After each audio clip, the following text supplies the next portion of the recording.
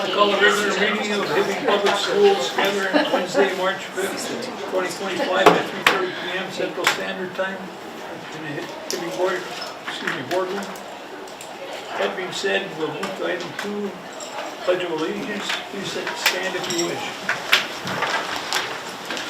Pledge allegiance to the flag of the United States of America and to the republic for which stands one nation under God, indivisible, with liberty and justice for all.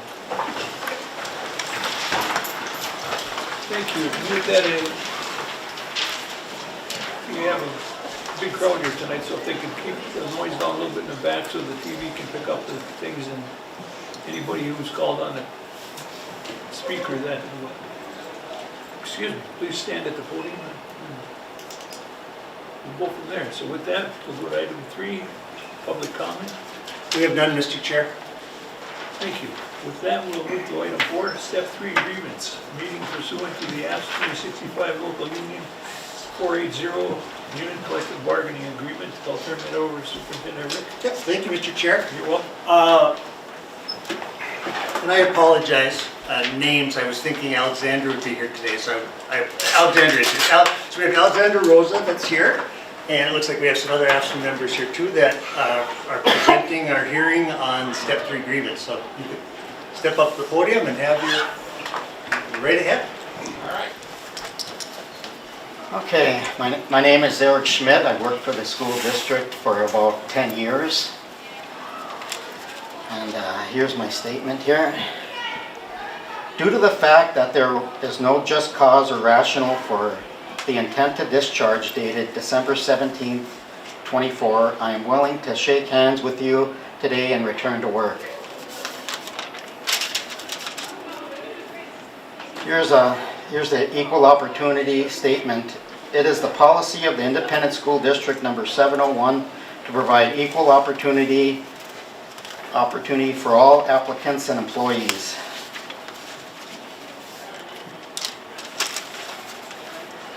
The school district plumber is in charge of the boiler operation, maintenance, and repairs at the Greenhaven School, Washington, and Early Learning Center boilers. Bernie Howard message to Tyler Glad dated 10/28/24 states, a person with a special engineer license could operate these boilers under the properly licensed in-charge engineer. Affidavit signed under oath by Tyler Glad on September 12, 24, held back until November 1st, 24. Affidavit under the heading has actually operated a steam boiler plant. Did not have the required hours in boiler operation.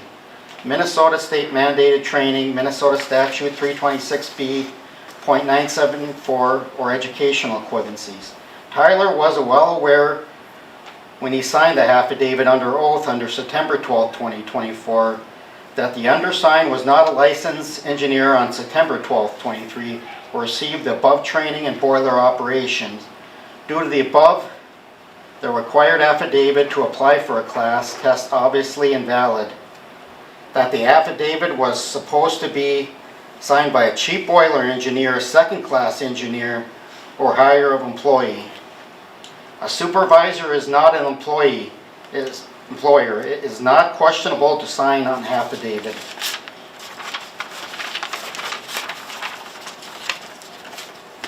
Here's my affidavit here.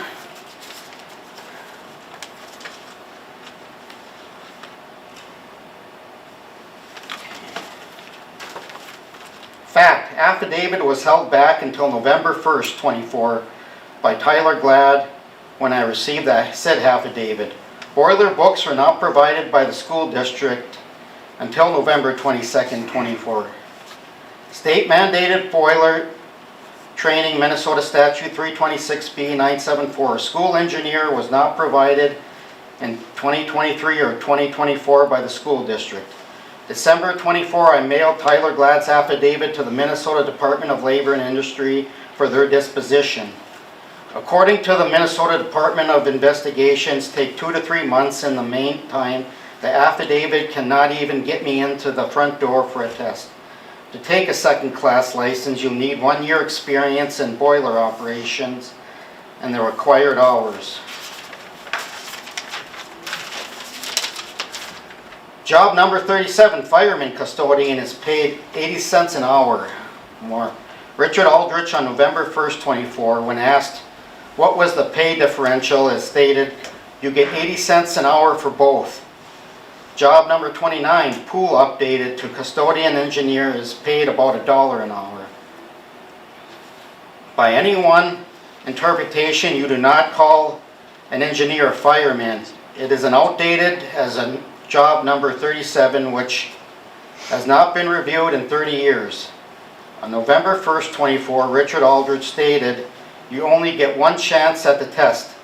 The only school district employee that just gets one chance, one roll of the dice." Glad and Aldrich letters dated November 1st, 24 and December 31st, 24 confirm the fact that one chance at the test, one roll of the dice.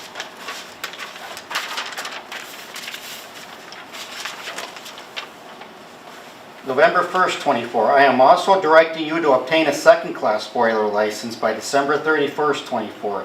If you do not receive the second-class C license by the new deadline, the district will terminate your employment. Here's the Minnesota State statute. A school district shall not allow annually at least 8 hours of training related to boiler operations to a license described in subdivision 1.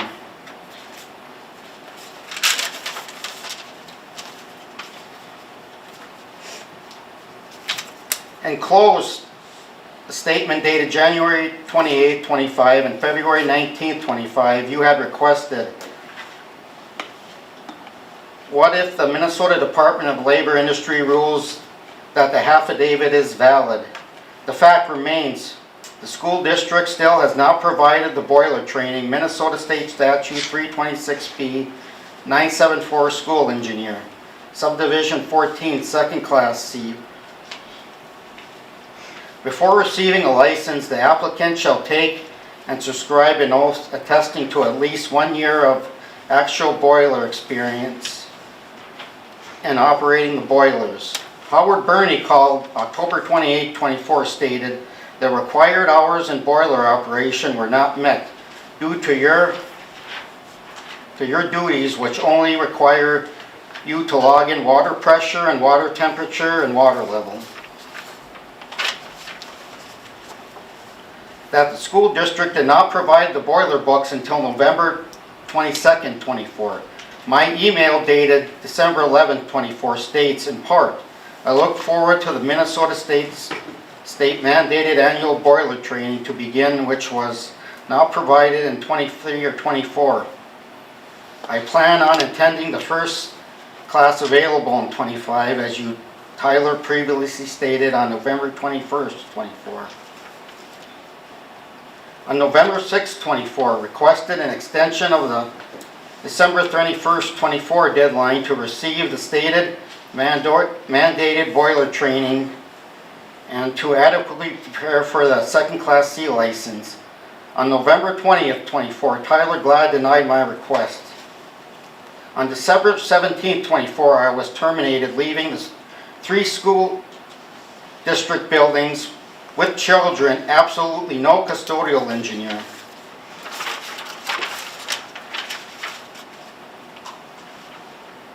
November 27, 24, Richard B. Aldrich, Superintendent. Thank you for directing Tyler Glad to order the boiler books on the same basis as the book was provided by the school district for special engineer. On 11/19/24, Tyler called me to confirm he had ordered the boiler books and added that the next class will be scheduled for summer 25.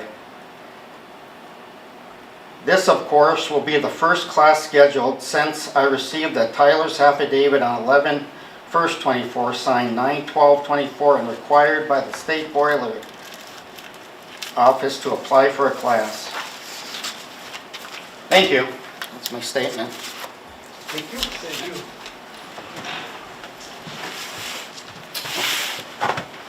So for those that don't know me, my name is Troy Bauk, and I'm the field director for ASPE Council 65. So I'm the director for ASPE, the union that represents Eric, and I'd like to just make a few brief statements as well as provide you with a couple of pages of documents. So why we're here today is that our contract between us requires that the level 3 grievance be heard between us and this forum in an open meeting, which is awkward.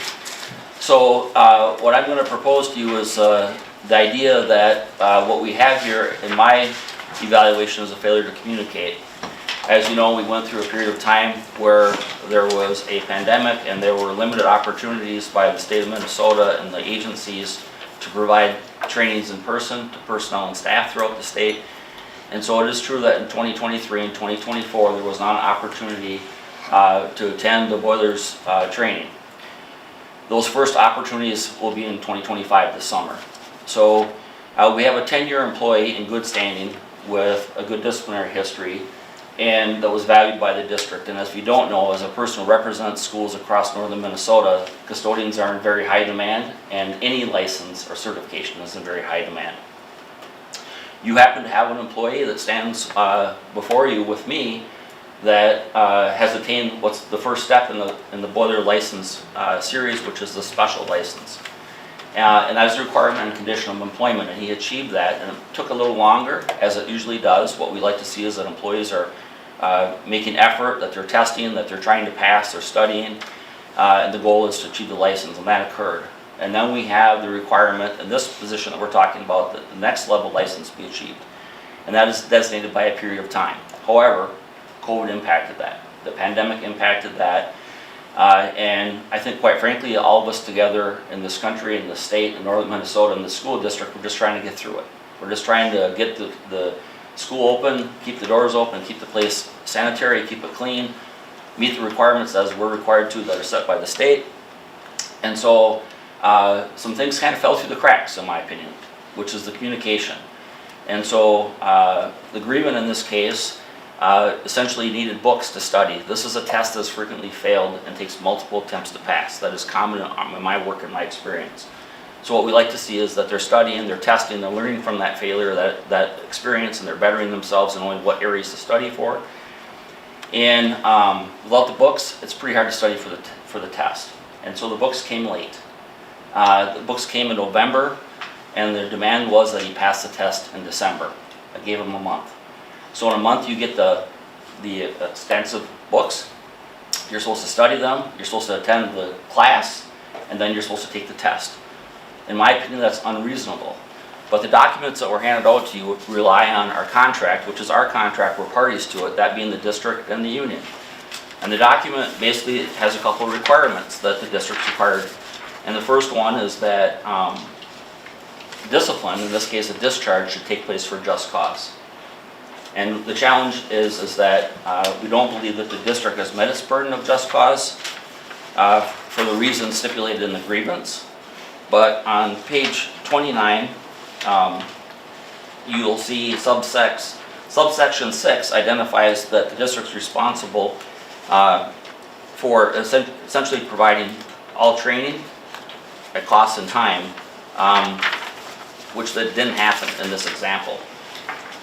So it's a contractual violation that we're relying on. And then the last page of the documents that I gave you is the state statute with the portion highlighted requiring the school district having the 8 hours of training annually.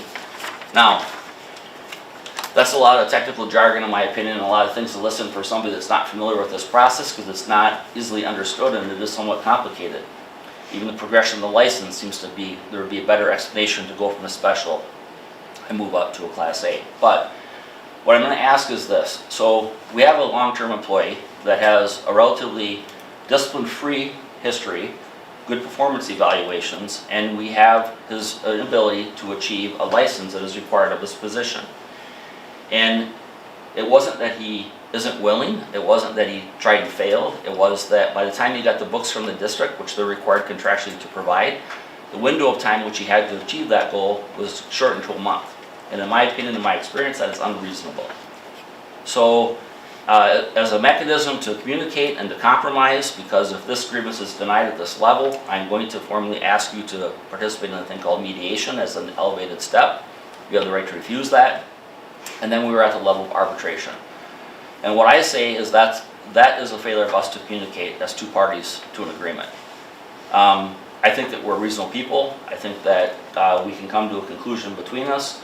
In this example, I would suggest to you that restoration of his employment in a designated period of time to achieve that license would be reasonable. And if he fails to achieve it, fails to progress towards it, then possibly the discharge would be warranted. But in this circumstance, in the timeline that he was given, in the inability of the district to provide the things that they probably would have in a normal year without the pandemic, without the timeline, put us in this situation. And he's not easily replaced. I'm going to just tell you this. Every district that I work with is looking for custodial engineers, custodial staff, and to have one with a license is extremely valuable. And I'm confident that given the opportunity, he's going to continue to study, he's going to take the class, and he's going to take the test. I think that my summary is best said, if you don't get the book until November 24th, and the training class has limited availability, how do you complete the test by December 17th? My simple answer to you is you can't. And so I ask you to give consideration to the grievance. I ask you to give us an opportunity to reach the goal of the license, give us a reasonable amount of time. I'm fine with the deadline to do so because we need to show that we are progressing towards the ultimate requirement that the district has established. I don't see any benefit in continuing to move this grievance further through the path of separation and disagreement, argument, and cost to both parties, because the end of the resolution is within our power and our control, which is just compromise.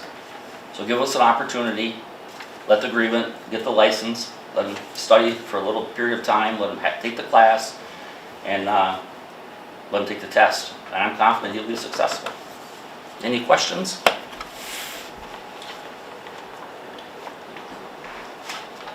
Thank you, Troy. Thank you. Thank you.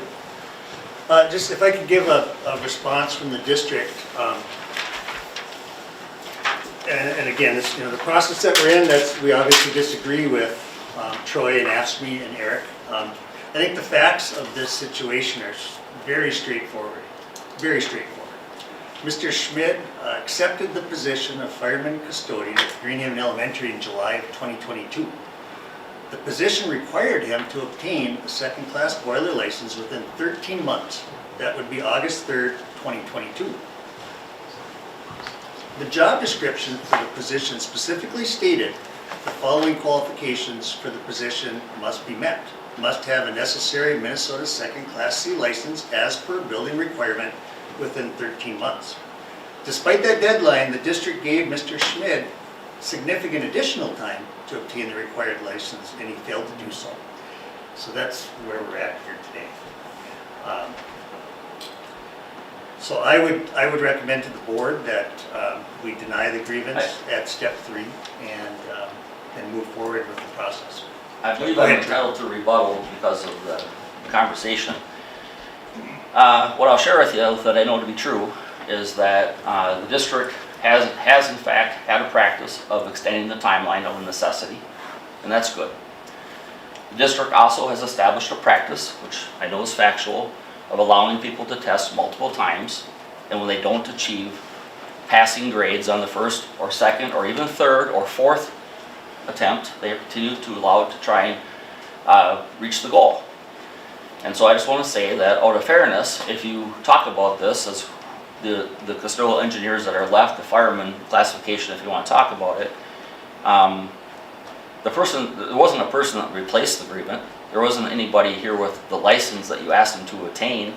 The person that's essentially replacing him doesn't have a license at all. And so we look for consistency, and if there's an established practice, we like everybody to be treated the same all the time. That's our goal. All of us share in that goal. And the problem is that the position does have a time limit requirement on it that wasn't enforced or upheld. And he was granted an extension, and that extension wasn't defined in writing anywhere that we've been able to ascertain. Nowhere does it say you have to have that license by X date.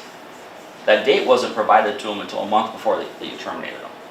So again, I understand that the goal is to achieve the license and to provide the district and the students and the community with the best possible safe building maintenance for events and for students.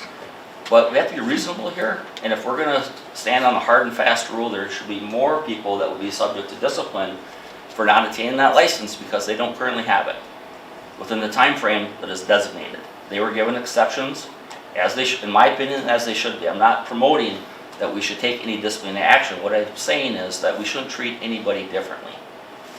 And let's give them the opportunity to be successful versus denying that opportunity.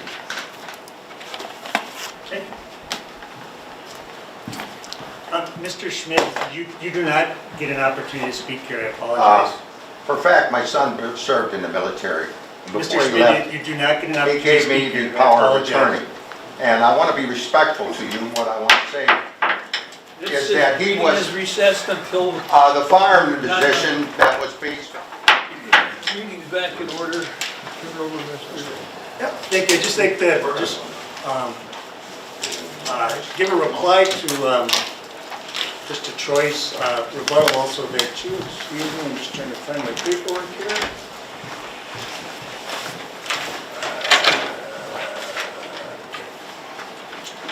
Just in response to what Troy had said, again, I think that's the crux of this. That's why we're in disagreement. One, to portray it as Eric was working diligently towards achieving that license from July of '22 until December of '24 would be a misrepresentation. If anything has happened, it was an argument about why that license had to be attained and an argument against attaining it. That's where we were at in that process. So again, Mr. Chair, I am recommending that we deny the grievance at step 3 and would move on in this process. Move on to the next step, which would be If ASME mediation or chooses to do arbitration. so, yes. Yep. Is there a motion one way or the other? Motion to deny step 3 grievance and authorize board chair to work with legal counsel to provide a written decision about that to ASME's representatives within the timeline set forth in the collective bargaining agreement. Is there a second? Is there a second? The chair will second it. Any further discussion? Hearing none, all in favor say aye. Aye. Aye. It's unanimous. So I'll work with the superintendent and, To provide the response. yeah, it's not done yet. They'll go to mediation or arbitration or whatever. So it'll still be an ongoing thing for a while. Hopefully we can come to a settlement of some sort. Well, thank you. With that, we'll move to any director's report. But Chair, I just want to wish all of our Blue Jackets the best of luck. oh, you stole my thunder. We're gonna It's an save that till exciting the week, end. so, Yeah. All our athletes. yes, all our athletes, it's amazing, so. And also, I want to thank the community/alumni band for coming together so quickly. So if you're not doing anything tonight, be sure to come and cheer on the basketball team who's in Hibbing. Boy, there's all the networks around here on the radio and stuff on TV. They're really hyped up for it. They've been doing Yep, it. so, Nice thing to see and hear. Okay. All student director, we'll go to item B, administrators. Anything from administrators? Yes, we do. We have Mr. Lewis that's here tonight. Community Ed. I think he's got a online presentation for the screen About too. 4 or 5 slides, so. All right, thank you, Chair and Board, for those present, and also folks in the audience. It's nice that I can share community ed with you folks as well as the board. So again, brief, 4 or 5 slides here. Just stop me if you have questions as we go on. So most of us kind of seen some of these points, but for our new director, I wanted to share. So community education program users, they typically rate the quality of education in their district higher than non-community users. They have more favorable impressions of the superintendent, the administration, and the school board than non-community ed users.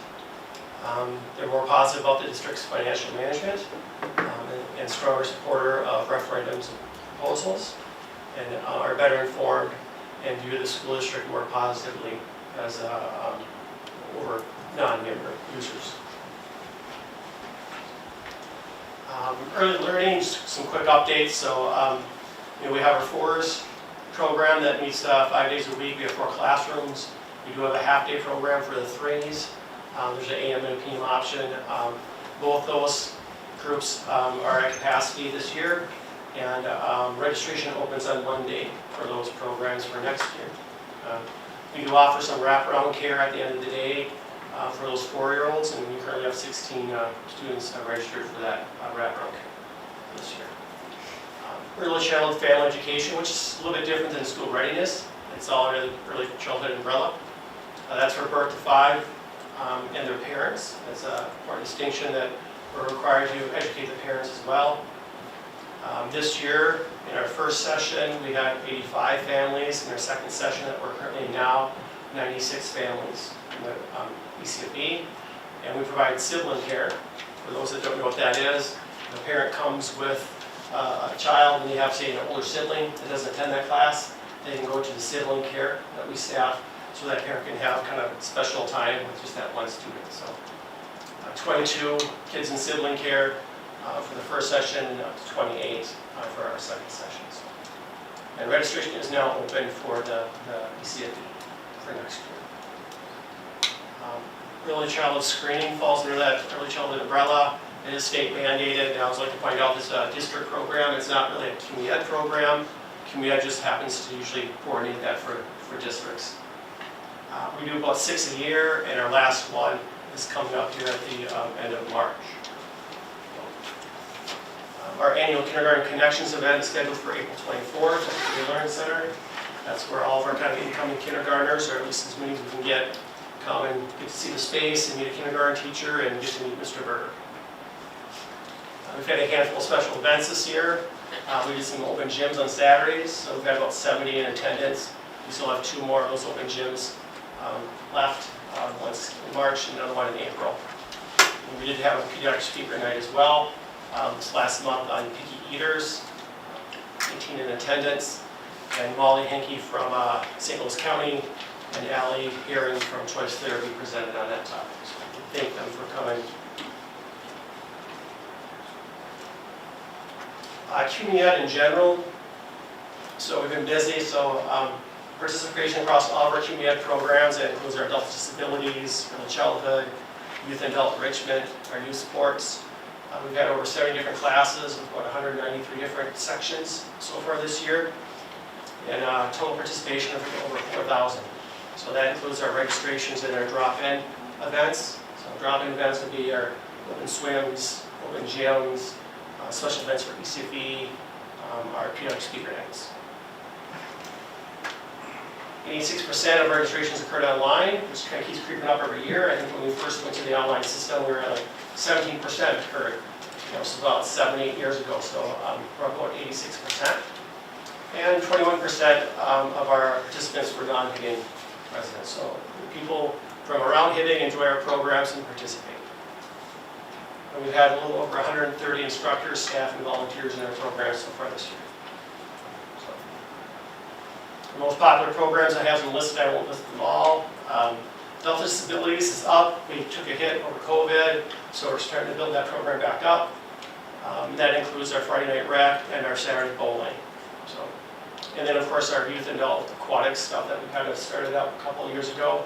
So again, 6 months into the school year, we're at about 1,300 registrations in those programs. So I give my hats off to Alex Hansen for that. So. Finally, facility rentals for birthday parties have been popular. So we've had 30 so far this year, between pool parties and then some parties at the ELC gym and common. So I looked at last year in March when I gave this presentation. I think we had 16 parties. So it's a great, safe, fun, affordable place to host a kid's birthday party. So. Looking ahead, I'm currently collecting information for our May through August program brochure. in the auditorium in March. So for other Star Wars fans, we have Star Wars A New Hope, that's the original one. It's over down in Ojibwe, so on May the 4th. I don't know why the... So working with Mr. Chaz Wagner with the Indian Ed program with that. Safety Town will be the last 2 weeks in June. Registration opens May 1st, as it's kind of crowded that next line there. Northern Lights Music Festival, July 8th in the auditorium. And we're hosting a production of Oklahoma with Masala Musical Theater, July 24th to 27th in the auditorium. Finally, Halls for Kids will be the first week in August this year at the college. Okay, last slide. And I'd also like to thank everybody for supporting community ed. We have fellow administrators in the audience, your name is up there.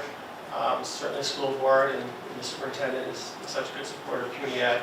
I would like to give special thanks to Tiffany Koski, who's my administrative assistant, and Lynn, who's our early childhood administrative assistant, Alex Hansen, who does all our aquatics, Laura McDowell, who coordinates and works our adult disabilities groups, and finally, Hannah Barty over at she's in community ed. Questions? Do you want to share the good news about VPK, that we got that notification the other day? Yeah, well, we got the notification that our VPK application is complete and in order. So after the legislation session ends, I assume we'll get our same 71 seats. And what's nice, I think that what's new is we don't have to renew again for 4 years after that. So usually it's every year, so we get a little breathing room on that. So we did submit our application for the pathway, which is a different funding mechanism for early childhood. So hopefully we'll hear back from them too. And that's kind of an automatic renewal. I assume we'll get that one as well. Can I ask a question? Is that's a state application for a state grant, but is there federal funding that's used to fund that state grant, or is it state funds? I think that's a state, I could be wrong, I don't think federal supports that particular one. They would Head Start, you know, but not the VPK or the pathway. Thank you. But I think federal is taking a different look at it. There is something from the cities there that maybe gets more help.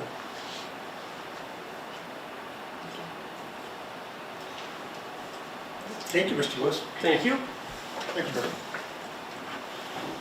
Are you next, Ms. Joy? I am. Okay.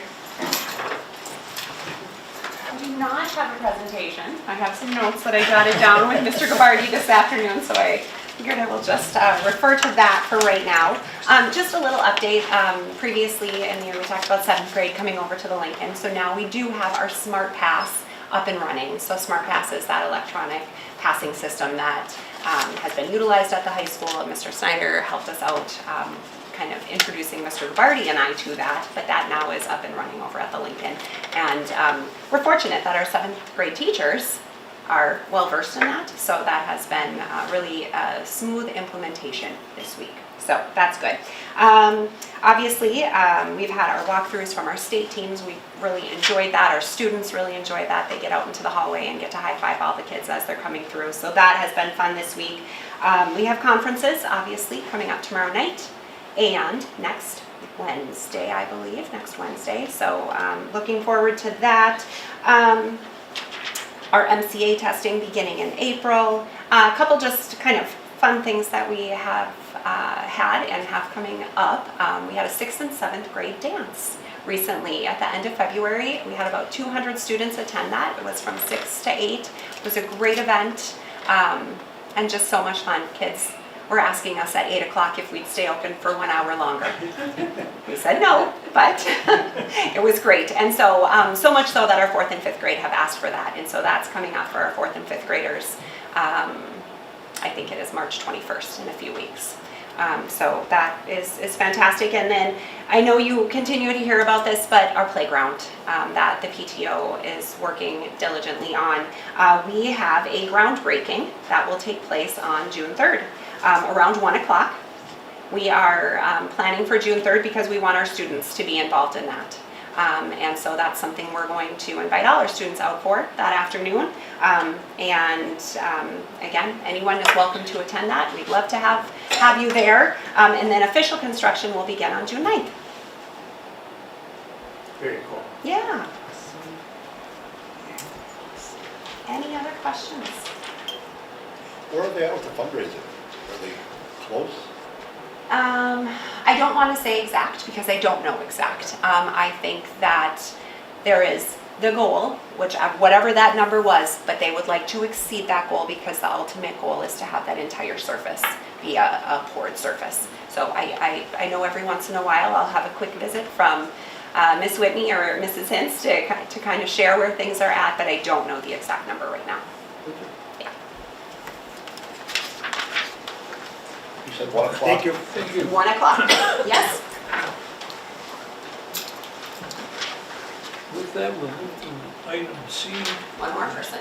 We have Mr. Anderson also, thank you. I'm sorry. Yep, thank you. Next time you'll be first. But then we don't save the best for last. I want to thank the board and the chair for this opportunity to give you just a quick update on technology. Last time I spoke about cybersecurity, it was a long presentation. This is just going to be a quick little update. I'm going to focus on a new initiative in the district, and I'm going to steal some thunder from Carrie because I get to go first, I guess. So I'm going to talk about the Digital Learning Committee, and this is actually Carrie's committee. She started it. And this Digital Learning Committee has a focus on how we're applying the use of technology in classrooms. So we're going to look at how is the technology being used in that classroom, and maybe the committee can offer some guidance and some focus in areas that will be helpful. We've only met once, so it's a very new committee. But even though we've met once, we have a huge project in front of us. I'm going to talk about the committee's initial focus, and it's in 2 areas: applications and student data privacy. So I'm going to talk about those, both of those areas separately, but they intersect with each other. They're related because student data privacy is a part of applications. So when we look at that first part with applications, we have 3 broad questions. What applications are we using today? Should we be using those applications? And what about tomorrow?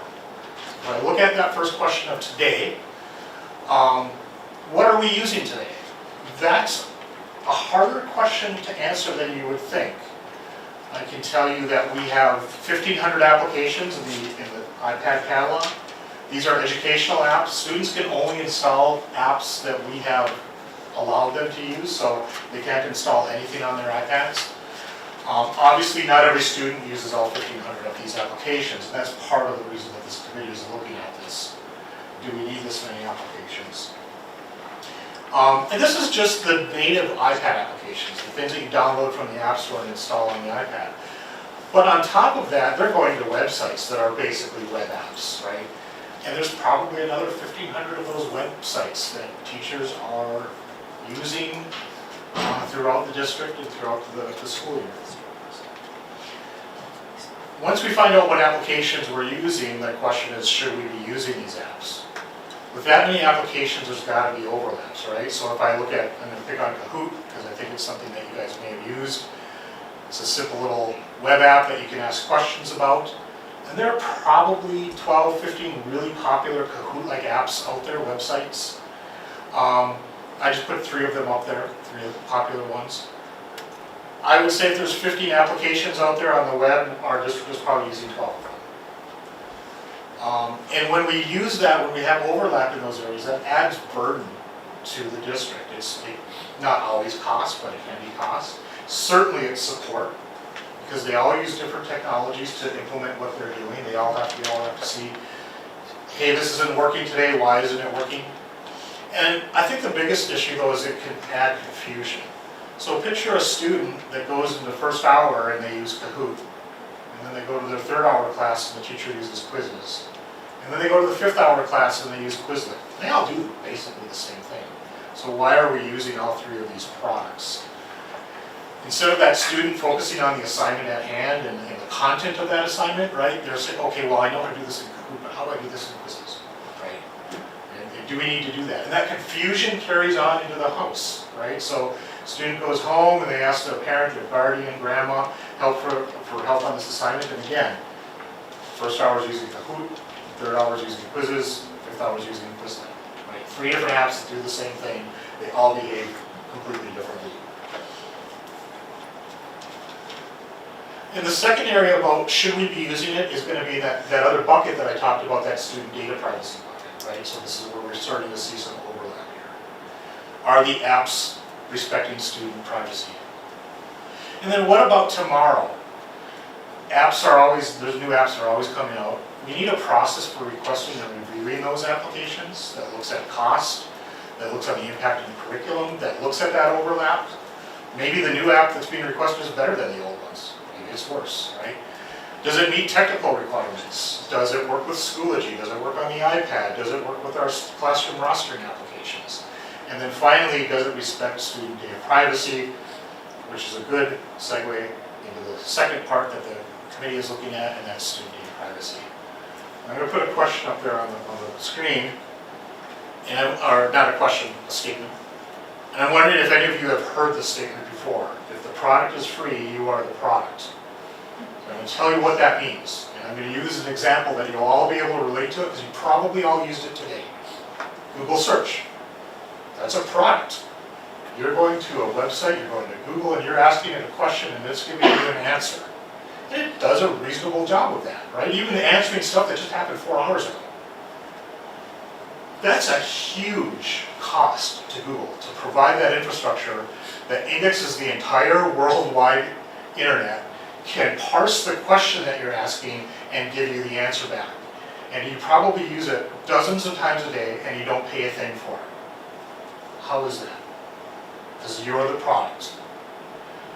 You probably all experience when you go to different websites, all these annoying cookie privacy pop-ups. That's there because of what I'm going to talk to you about right now, and that's that you're the product. So let's say I go to google.com and I search for used cars. There's a cookie on my computer that Google put there that says, Joel Anderson in Hibbing, Minnesota just searched for used cars. Google's going to take that information about me and they're going to sell it to all their advertising partners, right? So now later when I'm on some other website, maybe it's Ford, but maybe it's not. Maybe it's just Facebook, right? And I'll see an ad for cars. I'm the product. All the data about my search habits, where I'm going, and it doesn't stop at the Google search. Google is watching every website that I go to and what I'm doing and how I'm interacting with those websites. It's collecting all that information about me and student to everybody in this room. And that's not just Google, it's every website out there, including our educational ones. So now that I've scared you all, or maybe not, maybe we don't care. There are both federal and state laws that have been around for a long time that are in place to protect student data privacy. One of them you can see is relatively recent, 2022. It's the Minnesota Student Data Privacy Act. It requires that student data privacy is protected. The responsibility is on the vendors of the applications. They are responsible for not selling student data and protecting it. But there is a component of it that affects us as a school district in that we have to identify what apps are we using, what data are they collecting, and how are they using it. So that's the part that affects us, and again, why this committee is looking at these things right now. This is a pretty big project, as I talked about from the top. 3,000 applications. How do we do this? This is where analytics comes in. So we're putting in a system in place now that is gathering information on what applications and websites are being used, how often, by who, where, what costs do they have, if any. We can track the student data privacy information about those applications and websites. And there is also a process built into it that a request for an application can be made. And it can go through a review process, so Carrie can look at it from where Carrie left, there she is. for curriculum access. I can look at it from the technical reasons, and it can be looked at by the committee for privacy reasons. And then we can either approve or deny that application request. Once all that information is in the system, then we can share that with staff and parents so that everybody knows what we're using and why, and what we're not using and why. That's really all that I wanted to talk about, right? Applications, student data privacy. We're gonna start looking at that. We're gonna start looking at the applications that we're using, review them, look for overlap, put a process in for asking about new applications, and start to dig into the data privacy aspect of all these applications that we're using. I just put this up on the screen just as a little mention before I leave. We are in the tech department currently preparing for the MCA testing season to make sure that goes smoothly. And even though it's a couple plus months away, we are already starting to talk about the who, what, where, how of device collection that happens at the end of the year, because that's a big project. And we always try to improve it if we can each year. So that's all I had for the group tonight. If you have questions, feel free to ask. Thank you, Joel. Very good, thank you. Thank you, Joel. You're welcome. Thank you. With that, we'll move to item C, any committee reports? Hearing none, we'll move to item 6, motion to approve the agenda. So moved. Support. Moved by Director McLaughlin, supported by Director Christine. Any discussion? Hearing none, all in favor say aye. Aye. Opposed, same sign. Motion carried, thank you. With that, we'll move to item 7, motion to approve the consent agenda. I'll move. Support. Moved by Director Polter, seconded by Director Christine. Any further discussion? Hearing none, all in favor say aye. Aye. Opposed, same sign. Motion carried, thank you. With that, we'll move to item 8, and I'll turn that over to Superintendent Rick.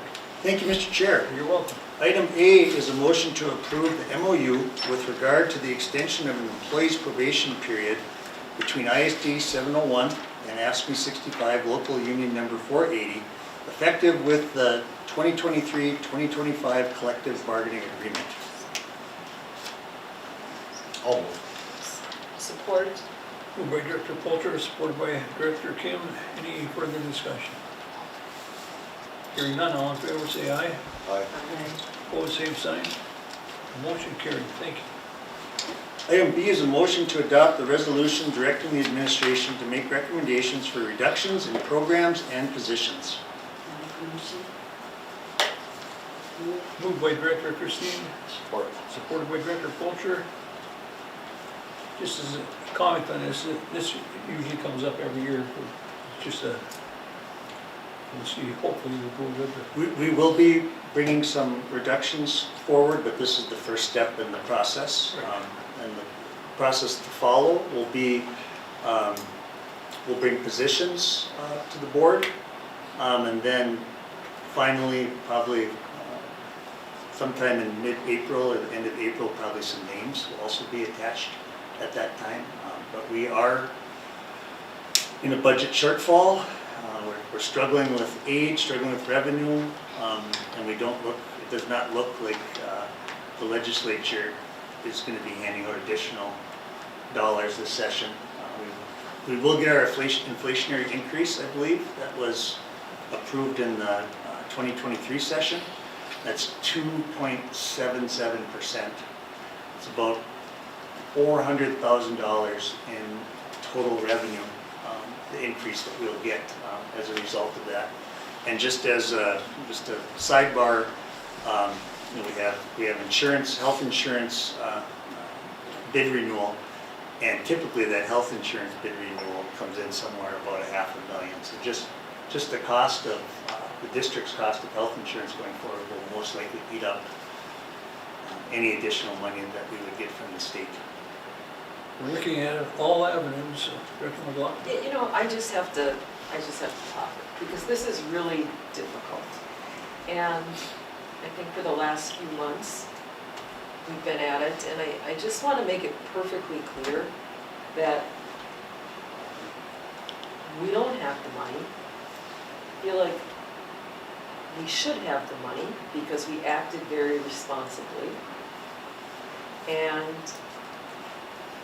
It's a bigger problem than this school board and this school district. We went down to St. Paul. We're trying really hard. I don't want it to turn into partisan politics because it's about the future of our students and their education. And I just feel like I see Deb here, I see, we need to be in this together. And I don't know what the answer is, but I just want everybody to know this district has acted responsibly, and I hope everybody had a chance to see the testimony that took place back at the end of January, February, both by our teachers, by our administrative team, and the unfortunate part is we have acted responsibly, and now we're at like payroll dollars, and about 70% of our costs are payroll dollars, and it's hard as I ponder this. We have a couple of choices, right? We can either increase our revenue or decrease our expenditures, or a combination. And I hope we can work together to come up with solutions that we can continue to provide a quality education and education experience to our students. I mean, we are. I feel like I'm in this. I want to work with our team. I see us as a team. We work together very well, and I want to continue to work together. And we need to get that out there in our community. And this is our top priority. We'll continue to pursue all avenues. Thank you for the comments. All in favor, say aye. Aye. Opposed, same sign. Motion carried. Thank you. With that, we'll move to item 9. Any discussion items? Just to say, best of luck to all of our athletes and activity participants that are in the next few days that are moving on. I think our hockey team plays tonight, basketball plays tonight. I don't think I'm missing anything else today. Swimming coming, hockey hopefully into the weekend, and we're just really exciting. Really pulled the community together, and just a great vibe here at the last couple of weeks around all of our activities. So, thank you. You're welcome. Thank you. Director Polter? Motion to adjourn. Without objection, the meeting is adjourned at 4:25 or 35, whatever it is. 25. 25, yeah. And I want to thank everybody for coming here. Good meeting. Motion divided. Director.